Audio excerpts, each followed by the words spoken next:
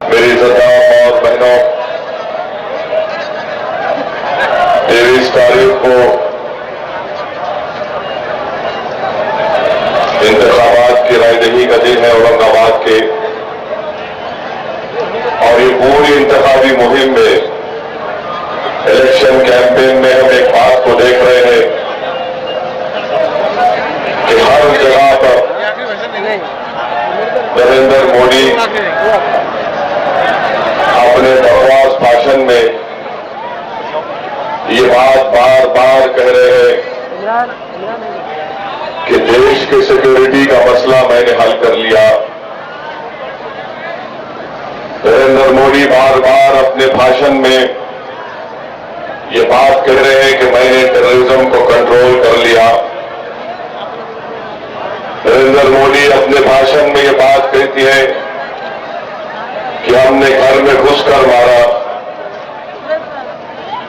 मेरे अजीज दोस्तों और बुजुर्गों, मैं आज के इस इंतखाबी जलसे से बाला साहब की मौजूदगी में भारत के प्रधानमंत्री से, जो इंशाअल्लाह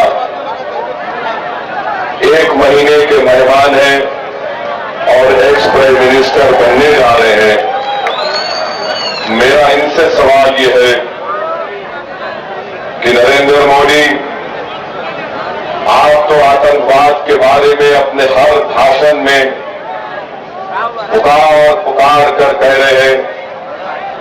आज महाराष्ट्र की जनता नरेंद्र मोदी से जानना चाहती है कि तुमने, आपकी पार्टी ने, बीजेपी ने, एनडीए ने, जिसमें शिवसेना भी शामिल है, उसने भोपाल से एक ऐसे कैंडिडेट को टिकट दिया जिसके ऊपर टेररिज्म के चार्जेस है। उसके ऊपर ये इल्जाम है कि उसने अपनी मोटरसाइकिल पर बम लगाया, जिससे मालेगांव की मस्जिद के करीब 6 लोगों की मौत हो गई और 100 लोग जख्मी हुए। बताओ हिंदुस्तान, भारत के प्रधानमंत्री, क्या ये तुम्हारी टेररिज्म से लड़ाई का सबूत है कि जिस पर टेररिज्म का चार्ज है, अनलॉफुल एक्टिविटीज प्रिवेंशन एक्ट के कानून के तहत उस पर मुकदमा चल रहा है, उस पर इल्जाम है कि उसने 6 लोगों को मरवाया, कत्ल किया, बम ब्लास्ट, टेररिस्ट ऑफेंस हुआ, और आपकी पार्टी उसको टिकट देती है और उसके ऊपर ये कैंडिडेट जिसका नाम प्रज्ञा सिंह ठाकुर है,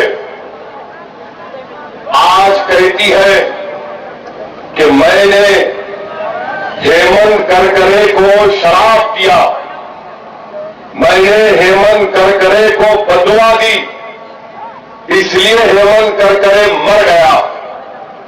बताओ नरेंद्र मोदी, जिसको हमारे वतन भारत ने हेमंत करकरे को बहादुरी के लिए अशोक चक्र दिया, हेमंत करकरे ने जब मालूम हुआ कि कामा हॉस्पिटल मुंबई में वो शैतान मुसालिम अजमल कसब और उसके साथी लोगों को गोली मार रहे, तो हेमंत करकरे के पास हथियार नहीं था, एक बुलेट प्रूफ जैकेट थी जो 9mm पिस्टल की गोली ले सकती थी, और उसके पास अपना एक सर्विस रिवॉल्वर और वो कार्बाइन की गन के साथ हेमंत करकरे कॉलेज गाड़ी में बैठकर दौड़ता हुआ अपनी गाड़ी को लेकर जाता है अजमल कसब से मुकाबला करने के लिए।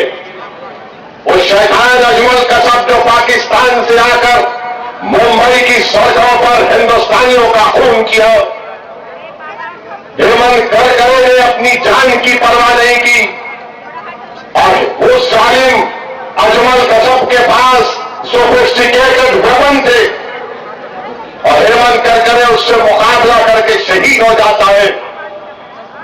प्रधान नरेंद्र मोदी, तुम्हारी पार्टी की कैंडिडेट ये कहती है कि हेमंत करकरे को मैंने शराब दिया है और दुआ दी इसलिए वो मर गया।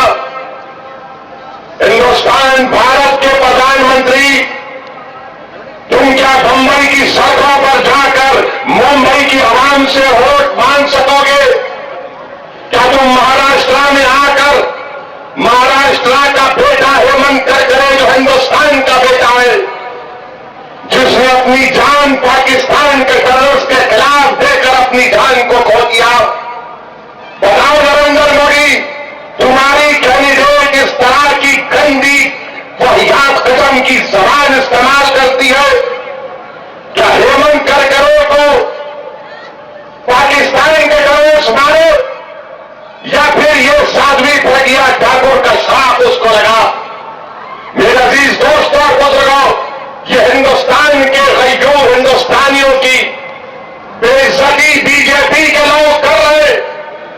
एक इलेक्शन जीतने के लिए वो बहादुर हेमंत करकरे की यादों को बर्बाद करना चाहते हैं, महज इसलिए कि हेमंत करकरे ने प्रज्ञा ठाकुर को, कर्नल पुरोहित को पकड़ा था। बीजेपी की ये कैंडिडेट, इसकी जबान, इसकी हिम्मत देखो आप, जो हिंदुस्तान का हीरो हेमंत करकरे उसको गाली देती है। अरे कहे प्रज्ञा ठाकुर, हेमंत करकरे जब अजमल खसब से मुकाबला कर रहा था और जब तुझको पकड़ा तो तू भी टेररिस्ट के क्राइम में पकड़ी गई थी। वो सारे मजमल कसब भी टेररिस्ट था। हेमंत करकरे ये नहीं देख रहा था कि कौन हिंदू है कौन मुसलमान है। हेमंत करकरे ये देख रहा था कि भारत का दुश्मन कौन है। बताओ नरेंद्र मोदी, ये तुम्हारी सोच है। मैं महाराष्ट्र के ये जो पुलिस के लोग हैं, मैं तुमसे अपील कर रहा हूं कि तुम्हारा हेमंत करकरे तुम्हारा ऑफिसर था, वर्दी पहनकर इसने भारत के लिए जान दे दी। बताओ वर्दी पहनने वालों, क्या तुम ऐसी पार्टी का साथ दोगे जो तुम्हारे ऑफिसर को, जिसने अपने आप को कुर्बान कर दिया, उसको शराब दे रही है? सोचो, जो लोग हिंदुस्तान की हिफाजत करते, यकीन उसमें पुलिस वाले भी हैं, उसमें आर्मी के लोग हैं, पैरामिलिट्री फोर्स है, बीएसएफ है। ये इसलिए करते हैं ताकि हिंदुस्तान में जमहूरी तौर पर इलेक्शन हो। और मोदी की कैंडिडेट ये कहती है कि मैंने शराब दिया हेमंत करकरे को। हम कंडेम करते हैं प्रज्ञा ठाकुर के बयान को। तू बकवास कह रही है। अरे शराब किसको लगता है? जिसने भारत के लिए अपना कुर्बान कर दिया, उसकी बीवी बेवा हो गई, उसके बच्चे यतीम हो गए। अरे मोदी, अब तो मुंह खोलो। क्या मोदी तुम मुंह खोलोगे हेमंत करकरे के लिए? क्या हेमंत करकरे हिंदुस्तान का शहीद नहीं है? बताओ आप, क्या हेमंत करकरे हिंदुस्तान का, भारत का शहीद नहीं है? क्या हेमंत करकरे शहीद नहीं है? तो फिर उसको शराब लग सकता है? ये मोदी की ये कैंडिडेट ये कहती है। मैं आपसे अपील कर रहा हूं कि इलेक्शन होंगे जाएंगे, मगर मैं यहां खड़े होकर हेमंत करकरे की कुर्बानी को हम भूल नहीं सकते। इसलिए मैं आपसे अपील करता हूं और बाबा साहब से इजाजत लेकर ये बात कहना चाहूंगा कि इस मजमे को 1 मिनट के लिए हेमंत करकरे को दोबारा श्रद्धांजलि देना पड़ेगा, क्योंकि बीजेपी हेमंत करकरे को भुलाना चाहती है। 1 मिनट के लिए आवाज नहीं।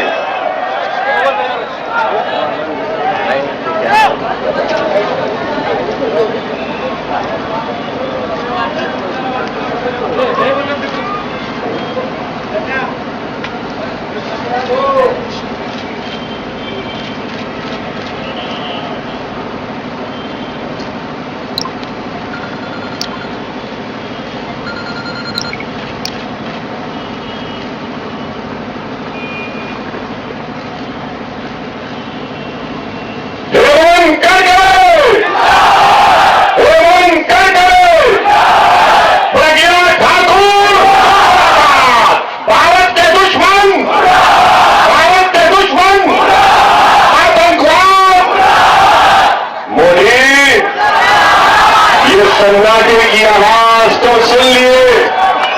ये औरंगाबाद का ये बहुजन वंचित आजादी का जलसा, इसके सन्नाटे की आवाज तुमने सुन ली।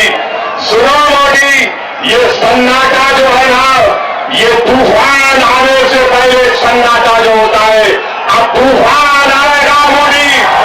हिंदुस्तान का हर एक बच्चा ये मन कर बनेगा और बताएगा तुम्हारी इस प्रज्ञा ठाकुर को कि शराब किसको लगेगा। मोदी, तुझे शराब लगेगा और तू हिंदुस्तान का प्राइम मिनिस्टर नहीं बनेगा। इसलिए कि जो रोमन करे वो शराब देते हैं, इससे बड़ी बेइज्जती किसी की नहीं हो सकती। मेरी भाई, मेरे बुजुर्गों, दूसरी बात यह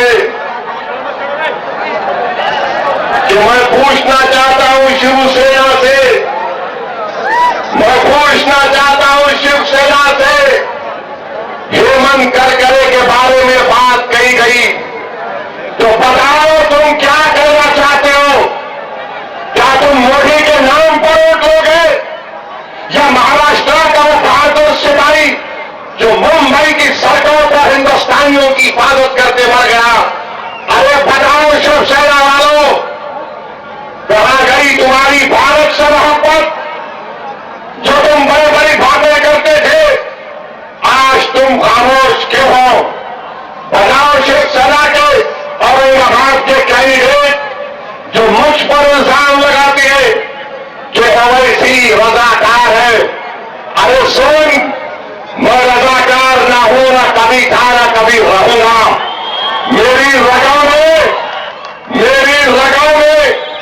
किसका खून बह रहा है? मेरी रगों में सिद्दी इब्राहिम का खून बह रहा है। मेरी रगों में मेरा हीर मलिक अंबर है, और ये मलिक अंबर वो आदमी था जिसने दिल्ली की सल्तनत को हिला के रख दिया। और आज औरंगाबाद की आवाम दिल्ली का जो बादशाह बनकर मोदी बैठा है, जो प्रधानमंत्री नहीं है, जो अपने आप को दिल्ली का बादशाह समझता है, सुनो मोदी, औरंगाबाद का एक बच्चा मलिक अंबर की तरह उस दिल्ली के मौजूदा बादशाह को हिला के रख देगा।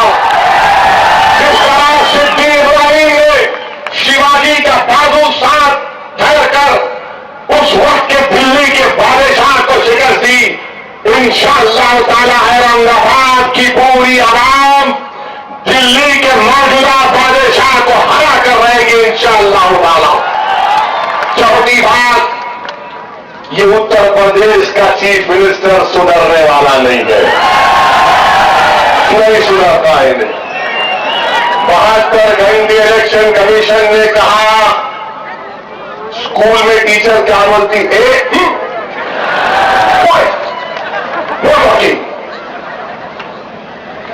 तो उसको इलेक्शन कमीशन बोला 72 आवर्स टाइम।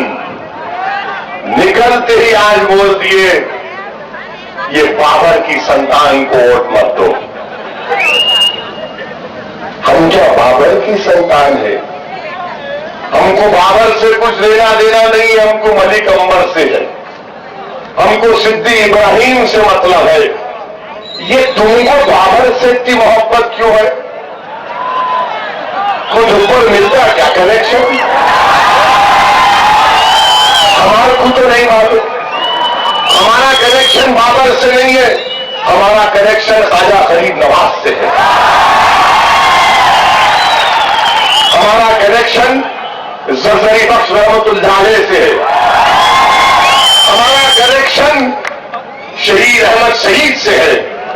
हमारा कनेक्शन उन लोगों से है जिन्होंने माल्टा की जेल में अपनी जिंदगी को बर्बाद कर दिया, जो रेशमी रुमाल की तहरीक चलाए थे। हमारा कनेक्शन अल्लामा फौजल खैराबादी से है। बताओ तुम्हारा कनेक्शन किससे है? तुम्हारा नो कनेक्शन व्हाट्सएवर। तुम्हारा कनेक्शन ही नहीं है, तो इसलिए तुम कनेक्शन ढूंढ रहे। और तुम्हारा कनेक्शन सिर्फ यही है कि तुम सिर्फ मजहब के नाम पर वोट पूछना चाहते हो। ये बीजेपी और शिवसेना कर रही है। इनके पास दिखाने को कुछ नहीं है, तो सिर्फ हिंदू मुस्लिम आतंकवाद के नाम पर डर फैलाना। मेरे भाई, आज मोदी का ये चेहरा हिंदुस्तान के सामने आ गया और सुषमा स्वराज का स्टेटमेंट, मोदी जी, सुषमा जी ने क्या कह दिया, आपको टाई कर दिया उन्होंने। सुषमा स्वराज ने लगता है मौके की ताक में थी कि इसको जवाब दूंगी मैं, और सुषमा स्वराज ने कह दिया, मोदी जी मैं नहीं कह रहा हूं, मैं तो मानता हूं बालाकोट को। सुषमा जी ने कह दिया कि हमने जो बालाकोट में बम गिराए उसमें ना पाकिस्तान की फौज मारी गई, ना पाकिस्तान के पाकिस्तानी मारे गए। सुषमा जी, उसमें क्या मार्स के लोग मारे गए थे? क्या अमेरिकन मारे गए थे? क्या रशियन मारे गए थे? क्या अफगानी मारे गए थे? आपने भी सही टाइम पर मोदी से अपना बदला ले लिया, मैं आपको मुबारकबाद देता हूं। सब बीजेपी में घुटन महसूस कर रहे, बशमूल शिवसेना भी। क्या कहते थे, चौकीदार चोर है, ये भी शिवसेना कहती थी कि अब हम इनको अकेला लड़ेंगे, और जब इलेक्शन की बात आई तो जाकर मोदी का हाथ पकड़ लिए, बोले मित्रों अकेला डर हो रहा है, ओवैसी सामने औरंगाबाद में जाकर कहा कि मोदी तेरा हाथ, तेरा मदद चाहिए, क्योंकि बड़ा सांप हम पे खड़ा हुआ है, इसलिए बड़ा सांप का डर शिवसेना को मोदी के पास भिजा दिया। तो मेरे भाई, हर महाज पर ये मोदी के 5 साल इसने हिंदुस्तान को बर्बाद कर दिया। हिंदुस्तान की तारीख में ऐसा बड़ा झूठ बोलने वाला प्रधानमंत्री कभी नहीं आया होगा। झूठ बोलना ऐसा आग से बोलते हैं। और मीडिया के लोगों, याद रखो, सरकार बदलने वाली है, देश का मोदी नहीं रहेगा। याद रखो मीडिया वालों, अब तो चमचागिरी करना छोड़ दो। अब तो बताओ कि महाराष्ट्र में 12 साहब ने इनकलाब लिख दिया है महाराष्ट्र की सियासत में। तुम कब तक मित्रों मोदी जी करते रहोगे? अरे तुम्हारे सामने 12 साहब एक मर्द मुजाहिद की तरह मोदी से मुकाबला कर रहा है। मेरे भाई, ये अजीब और गरीब है कि जैसा इलेक्शन आता है, हर मीडिया के लोग मेरे पास आकर पूछते हैं, ए ओवैसी, मैंने जब ऐसा बोलते तो मैं समझ जाता हूं। मैं उनसे पूछता हूं, तुम्हारा 13 सवाल क्या है, पहले पूछो। बोलते ये मुस्लिम वोट कहां जाएगा? मैं बोला, अगर लेडी है तो मैडम ये तो बताओ कि ब्राह्मण वोट कहां जाएगा, मराठा वोट कहां जाएगा, साहिब का वोट कहां जाएगा? तुम मेरे पीछे क्यों पड़े हो? बोले नहीं, तुमसे ही पूछना है।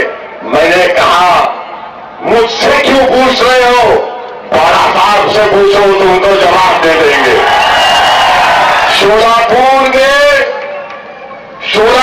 में कांग्रेस बीजेपी टाई हो गई शोलापुर में, और इंशाअल्लाह ताला 12 साहब न सिर्फ शोलापुर बल्कि अकोला से भी जीतेंगे इंशाअल्लाह ताला। फिर मुस्लिम वोट कहां जा रहा? उसके बाद बोलते ये शेड्यूल कास्ट वोट क्या होगा?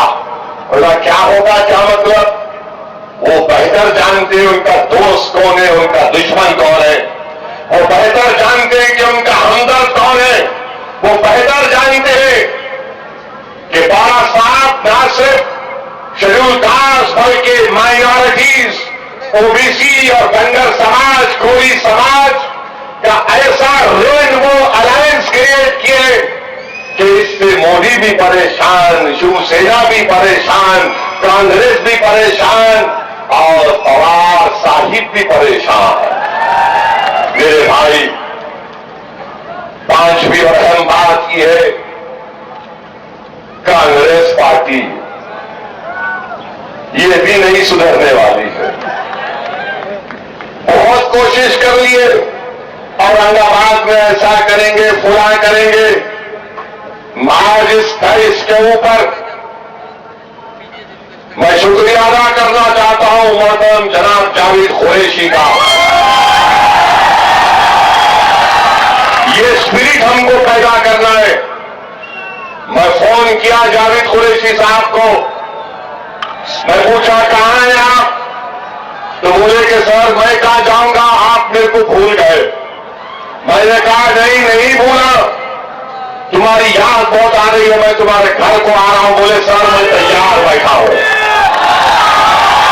मैं गया घर को, जावेद साहब को अपने गले से लगाया और उनसे एक ही बात कहा कि जावेद साहब अब दूरी नहीं होगी, अब दूरी उसी वक्त पैदा होगी कि जब तुम दुनिया से तुम रुखसत होगे या मैं रुखसत होगा, उनको मिलकर रहना इंशाअल्लाह। ये जज्बा है, स्पिरिट है जिसको कांग्रेस समझ नहीं पा रही है। और कांग्रेस बार बार ये बोलना कि वोट काटेंगे, बाबा साहब वोट काटेंगे, असदुद्दीन ओवैसी वोट काटेगा, इम्तियाज वोट काटेगा। अरे तुम क्या वोट काटने का नाम तुमको क्या जिंदगी में वही नहीं गया? कोई दूसरी चीज तुमको याद नहीं आती कि वोट काटना? अरे तुम नहीं रोक पा रहे आरएसएस को। बताओ हिंदुस्तान में किसने कहा था कि आरएसएस को कानून के दायरे में लाना चाहिए? 70 साल में किसने कहा बताओ? आरएसएस को कॉन्स्टिट्यूशन के दायरे में लाना चाहिए, किसने कहा? किसने कहा आरएसएस को कॉन्स्टिट्यूशन के दायरे में लाना चाहिए? किसने कहा? मुझे बताओ, जोर से बताओ, पुकार के बताओ, ताकि नागपुर और मोदी को मालूम हो सके। किसने कहा? जोर से बोलो, और जोर से बोलो, दबा के बोलो, जम के बोलो, मिलकर बोलो, एक होकर बोलो। सुने कांग्रेसियों, मोदी सुने, एक ही मिनट में पूरे बोल रहे 12 साहिब, 12 साहिब, 12 साहिब। और लोग समझ रहे थे कि अच्छे दिन आएंगे और लोग मोदी मोदी, अब कोई नहीं बोल रहे। अच्छे दिन तो बहुजन वंचित आघाड़ी के आगे अल्हम्दुलिल्लाह। अब यहां से हमारे अच्छे दिन शुरू होंगे इंशाअल्लाह ताला। ये जो हमारा मिलाप है, ये सिर्फ असेंबली इलेक्शन तक, पार्लियामेंट इलेक्शन तक नहीं है, बल्कि इंशाअल्लाह ताला जितने भी इलेक्शन महाराष्ट्र में आएंगे, मैं बाबा साहब के पीछे खड़ा रहूंगा। जिस तरह शिवाजी के साथ सिद्दी इब्राहिम खड़ा था, बाबा साहब इसी तरह मैं आपके साथ खड़े रहूंगा इंशाअल्लाह ताला। हमको इस समाज को बचाना है, इस समाज को उसका मुकाम दिलाना है, इस समाज में एक जोश पैदा करना है, ताकि ये जो तमाम पार्टियां महाराष्ट्र में पॉलिटिकल पार्टी नहीं है, महाराष्ट्र में 50-60 खानदान है जो महाराष्ट्र के पॉलिटिक्स को कंट्रोल करते हैं कास्ट के नाम पर। आज बाबा साहब जो काम उठाए, इंशाअल्लाह ताला वो 50 खानदान भी डरेंगे, नागपुर का आरएसएस का चड्डी खानदान भी डरेगा, और दिल्ली में बैठे हुए जितने परिवार, जितने फैमिली है, सब डर रहे। मेरे से पूछ रहे कि बताओ, तुमने तेलंगाना में तो स्वीप कर दिया, तुमने आंध्रा में स्वीप कर दिया, अब महाराष्ट्र में क्या होगा? मैंने कहा जो आंध्रा तेलंगाना में हुआ वो महाराष्ट्र में होगा इंशाअल्लाह। मेरे भाई, छोटी बात यह है कि मैं बड़ी तकलीफ के साथ आपसे अर्ज कर रहा हूं। जो ऐसे वाकयात मेरी जिंदगी में 15 साल की अपनी पार्लिमानी जिंदगी में हुए, क्योंकि आप मेरे हैं, अपने हैं, मैं गैरों के सामने, दुश्मनों के सामने अपनी तकलीफ का इजहार नहीं कर सकता, क्योंकि ये मजमा मेरे अपनों का है। मुझे मालूम कि आप मेरे हैं, मैं आपका हूं। दो वाकयात हिंदुस्तान की पार्लियामेंट में ऐसे हुए कि मुझे अंदर से तोड़ दिए। एक, जब ट्रिपल तलाक का बिल लाया गया, जब कोई नहीं उठा मदद के लिए, मैं अकेला पुकार रहा था कि देखो ये बाबा साहिब के बना हुए संविधान के खिलाफ है, ये मुस्लिम महिलाओं को न इंसाफ नहीं नाइंसाफी दिलाएगा, ये हमारे कानून में, हमारी शनाख्त में मदाखलत है। उस वक्त मुझे अपना अकेलापन महसूस हुआ। मैं कभी दाएं देखता तो कभी बाएं देखता कि या अल्लाह कोई तो उठेगा और बताएगा उन लोगों को। मगर मेरे भाई उतना अकेलापन महसूस हुआ कि मैंने अपने हाथों से अपने मरहूम बाप को कब्रिस्तान में कब्र में उतारा। वैसे थे बाप, मुझे उस बेटे को उस वक्त तकलीफ नहीं हुई जब मुझे उस दिन हमारे पार्लियामेंट में इतनी तकलीफ उठाना पड़ा। मेरे भाई, जब हिंदुस्तान की पार्लियामेंट में बाबा साहेब का दिया हुआ संविधान को, उस कॉन्स्टिट्यूशन की धज्जियां उड़ाई जा रही थी, जब इस मोदी ने 10% आरक्षण देता है इकोनॉमिक वीकर सेक्शन को, 100 से ज्यादा एमपी बैठे हैं शेड्यूल कास्ट के, और उनमें इतनी हिम्मत नहीं है कि आरक्षण किस बुनियाद पर मिलता है, कि आरक्षण इकोनॉमिक ग्राउंड्स पर मिलता है या बाबा साहेब के उस उसूल पर मिलता है, उस समाज को जिसको 5000 साल से दबाया गया। कोई मुंह नहीं खोला। मेरी मां और बहनों, मेरी आंखें, मेरे कान तरस रहे थे कि शायद तो उठकर बोले, तो मैंने कहा कि ठीक है, मैं उठकर बाबा साहेब अम्बेडकर का नाम लूंगा। मैं उठा और उठकर बाबा साहिब का नाम लेकर कहा मोदी से कि what you are doing is this service to Baba Saheb Ambedkar. तो हिंदुस्तान के संविधान के खिलाफ काम कर रहे हो। काश उस दोनों वक्त में मेरे साथ मेरे बड़े भाई बाबा साहब होते, तो खुदा की कसम यह कानून नहीं बनने देते हम। वो कम से कम वो जो 100 लोग बैठे हुए थे, शायद वो भी उनकी जान में जान हरारत आ जाती, उनकी सवारें हरकत करने लगती। इनको डर क्या है कि 100 बैठे हुए थे जो हमारे इशारों पर कठपुतली की तरह बैठ के उठते हैं। अगर एक बाबा साहेब अम्बेडकर का खून हिंदुस्तान की पार्लियामेंट में चला जाएगा, तो इनको डर है, खौफ है कि अम्बेडकर का जानशीन, बाबा साहेब का जानशीन अगर पार्लियामेंट में खड़ा हो गया, तो हिंदुस्तान की पार्लियामेंट के दोनों दीवार को भी अम्बेडकर की औलाद की आवाज को सुनना पड़ेगा, मानना पड़ेगा। मेरे अजीज दोस्तों और बुजुर्गों, मेरे अजीज दोस्तों और बुजुर्गों, आखिरी मरहले, आखिरी बात कहकर अपनी जगह ले लूंगा। ये मीडिया के लोग आके पूछते, आप लोग दिल्ली जीत कर जाएंगे तो क्या करेंगे? बाबा साहिब ने कह दिया, मैं कह रहा हूं जब दिल्ली जाएंगे तो हम इंशाअल्लाह ताला मोदी को, बीजेपी को गवर्नमेंट या प्राइम मिनिस्टर बनने नहीं देंगे, ना उनका साथ देंगे इंशाअल्लाह। तो मीडिया के लोग मुझसे पूछे एक मरतबा, ओवैसी, मोदी से हटके कौन सा कैंडिडेट तुम्हारे पास है? मैं उनसे पूछा कि मोदी भारत है या भारत मोदी है या मोदी भारत से बड़ा है? बताओ, भारत बड़ा है या मोदी बड़ा है? कौन बड़ा है, भारत बड़ा है या मोदी बड़ा है? अब आप ये बोलो, ये बोलते कांग्रेस है, तुम्हारे पास क्या है? मैंने कहा मेरे पास बाबा साहिब का संविधान है और बाबा साहिब का जानशीन है। क्या कांग्रेस भारत है?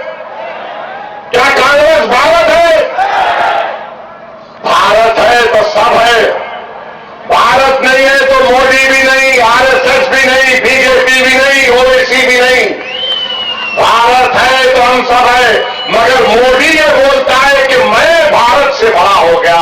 नहीं मिस्टर मोदी, आप भारत के सामने इतने भी नहीं है, इतने भी नहीं है।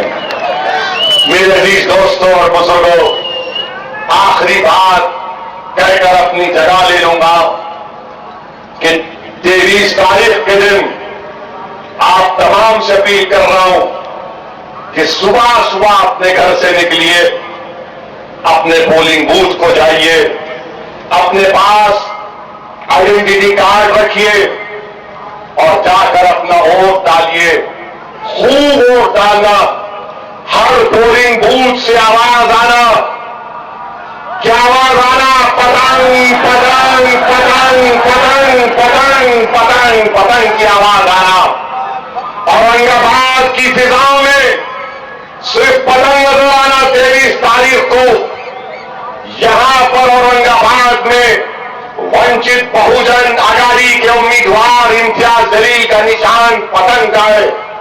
मैं औरंगाबाद की आवाम से वादा कर रहा हूं कि पीने का पानी का मसला हल करेंगे। ये खैरे पूरा औरंगाबाद का पानी निगल दिया, सबको प्यासा कर दिया। अब हम इंशाअल्लाह ताला इसको प्यासा करेंगे। नई सरकार बनेगी दिल्ली में इंशाअल्लाह ताला। भारत में एक नई सुबह होगी। अपने वोट का इस्तेमाल करना, पूरे वोट का इस्तेमाल करो। नौजवानों, लेकर जाओ फैमिलीज को। और मैं तुमको एक वाकया सुनाकर अपनी बात खत्म कर रहा हूं कि उत्तर प्रदेश में एक शख्स है जो गलती से उसने वोट बीजेपी को डाल दिया। उसका ताल्लुक शेड्यूल कास्ट तबके से था, तो उसको इतना तकलीफ हुई, इतना रोया अपने घर को जाकर। उसको समझ में नहीं आया क्या करूं, तो जिस उंगली से वो डाला उसने चाकू लेकर उसको काट लिया। नहीं मेरे भाई, मैं ये नहीं कह रहा हूं कि तुम उंगली काटो, मैं ये कह रहा हूं ये उंगली को उठाओ, बटन दबाओ दबाओ दबाओ दबाओ। जब दबाओगे तो सोचना ये मोदी और आरएसएस ने हमको दबाया था भीमा कोरेगांव में, अब हम यहां पर बटन दबाएंगे। इस मोदी ने हमको भीमा कोरेगांव में हमारे बच्चों को जेल में डाला, हम बटन दबाएंगे। इस मोदी ने आरएसएस ने अखलाक को, पीलू खान को जो औरंगाबाद में हमारे मियों भाई है, निकलो। आज पीलू खान का जमहूरी तौर पर रूह तुमको पुकार कर कह रही है बटन दबाओ, बटन दबाओ और इम्तियाज जलील को गज़ीमुश्शान कामयाबी दिलाओ। और जब असेंबली इलेक्शन आएगा तो फिर खेल में और मजा आएगा। और ऐसा खेल होगा कि डॉक्टर कादरी भी इंशाअल्लाह एमएलए बनकर जाएगा महाराष्ट्र की असेंबली को। मैं डॉक्टर कादरी का भी शुक्रिया अदा करता हूं कि उन्होंने बड़ा रोल अदा किया मुझे अपने बड़े भाई से करीब करने का। ये डॉक्टर की जवानी का राज क्या है मुझे नहीं मालूम, कभी बाद में बताऊंगा आपको, बाद में बताऊंगा। मेरे भाई, कल शबे बारात है, कल शबे बारात है। मैं आपसे अपील कर रहा हूं, अल्लाह जो है बनी कल के बकरियों के बालों की तरह लोगों के गुनाहों को माफ करता। आप मेरे लिए भी दुआ करना। मैं गुनाहगार हूं मेरे भाई, बेसरो सामानी की आलम में हम मुकाबला कर रहे हैं। मुझे 5 साल पहले तुमने अपनी मोहब्बतों से यहां पर आने की दावत दी। मेरा आज उस वक्त भी कोई मेरा जाती मफाद नहीं था, ना आज है। मेरा मकसद सिर्फ यही है कि शऊर बेदार हो, हमारी आवाज हो हिंदुस्तान की पार्लियामेंट में, महाराष्ट्र की असेंबली में।